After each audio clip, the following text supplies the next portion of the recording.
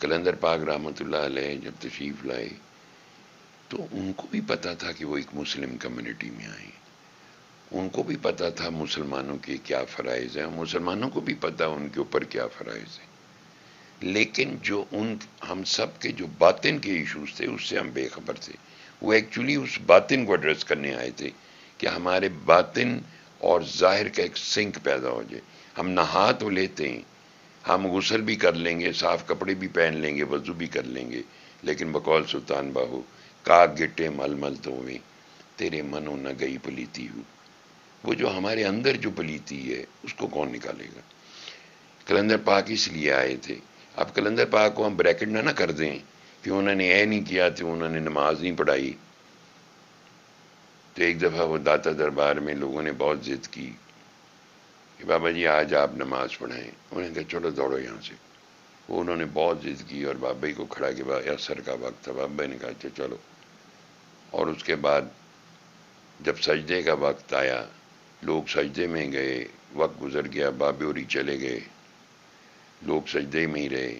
کچھ دیر بعد لوگوں کو ترس ہے کہ ان لوگوں کا کیا مسئلہ ہے یہ سجدے میں اٹھایا، انہوں نے کہا بھائی جی ہم تو عرش پہ تھے، وہ بابیوری کدھر گئے؟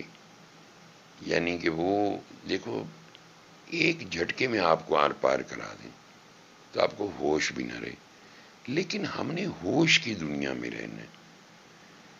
یہ ہمارا دیکھیں ہمارا معاشرہ ہے، اس کو خوبصورت ہم نے بنانا ہے، باہر سے آ کے تو کوئی نہیں بنائے گا۔ اس کی بہتری کے لیے ہم سب نے سوچنا ہے۔ معاشرہ پہلے آپ کا اپنا گھر ہوتا ہے، پہلے گھروں میں تو اتحاد و اتفاق پیدا کر لیں، اور یہ اتحاد و اتفاق جو ہے، یہ جو پازیٹیوٹی جو رحمت ہے، یہ صرف اللہ کی دین ہے۔ آپ توبہ اس کی توفیق کے بغیر نہیں کر سکتے، آپ کوئی چیز اس کی توفیق کے بغیر نہیں کر سکتے۔ تو آپ مجھے بتائیں، پھر قرآن پاک سن لیں نا، سارے سماعت سورہ رحمان کو دیکھ لیں ایک دفعہ، 7 دن سن لیں، پھیلائیں اس کو، آپ کو اسٹرینتھ ملے گی۔ تبدیلی ایک دم نہیں آئے گی، آہستہ آہستہ آئے گی۔ نہ آپ ایک دن میں پیدا ہوئے تھے، صبح پیدا ہوئے تھے شامی ڈوڑا بیاہ ہو گیا سی، پیدا ہوئے پتہ نہیں کتنے برس لگے، پھر 15 سال دی عمر ہو گئی میٹرک کر لیا، پھر 20 سال کا ہو گیا، 22 سال کا ہو گیا، ماسٹرز کر لیا، پھر نوکری ڈھونڈنی شروع کی، 26-27 سال میں ادھر بیاہ ہو گیا۔ 26 سال لگے جی شادی تک پہنچنے۔ تو یہ 7 دن میں سن کے اچانک سارا کچھ کیوں ہو جائے؟ وہ جو پنجابی میں کہتے ہیں پوتڑیاں سے بگڑے انہیں کسی گل نال ہی ٹھیک ہون گے۔ تو ہم ایکچولی اتنے بگڑ گئے میں کہ ہمیں کنسسٹنسی چاہیے کسی بھی فیل کی۔ یہ ایک بڑا پازیٹیو ایک فیل ہے ہمارا، ہوگا کہ اگر ہم اپنے بھائیوں کے دکھ درد کے میں کام آئیں، تکلیف میں۔ ہم پیسوں سے مدد نہیں کر سکتے، مثلا آج کل بہت لوگ رابطہ کرتے ہیں، اتنا بجلی کا بل آ گیا ہماری ہیلپ کر دیں، یا ہمارے پاس پیسے نہیں، کس کس کی مدد کریں گے بتائیں؟ ہم اس نیچ پہ پہنچ گئے ہیں کہ ہمارے کیا حالات، تو ہم کیوں نہیں اپنی اللہ کی محتاجی اختیار کرتے ہیں؟ ہم نے کیوں وقت ضائع کیا ہے یہ سارا؟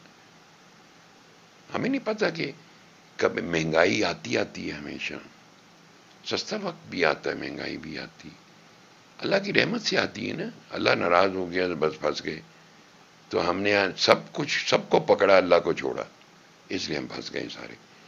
اس لیے سارے بس یاد رکھیں کہ کردار پریکٹیکل سے بنتے ہیں، تھیوری سے نہیں بنتے۔ وہ جو بات کہہ رہے تھے حضرت امام باقر رضی اللہ تعالیٰ عنہ علی کہ تمہیں کہنا کچھ نہ پڑے، تو اس لیے کہ وہ فقیر وہی ہوتا ہے کہ جو گفتگو بھی نہ کر رہا ہو تو اس کے حال سے اس کی ساری کیفیت وہ دوسرے تک، اس کا سارا پازیٹیوٹی اور اس کی اسٹرینتھ انرجی پہنچ رہی ہوگی کس کے پاس بیٹھے ہوئے، جس کو دیکھ کے تمہیں اللہ یاد آ جائے بس، تو تبھی بندہ آتا ہے نا، پھر توبہ کرتا ہے، پھر ندامت میں جاتا ہے۔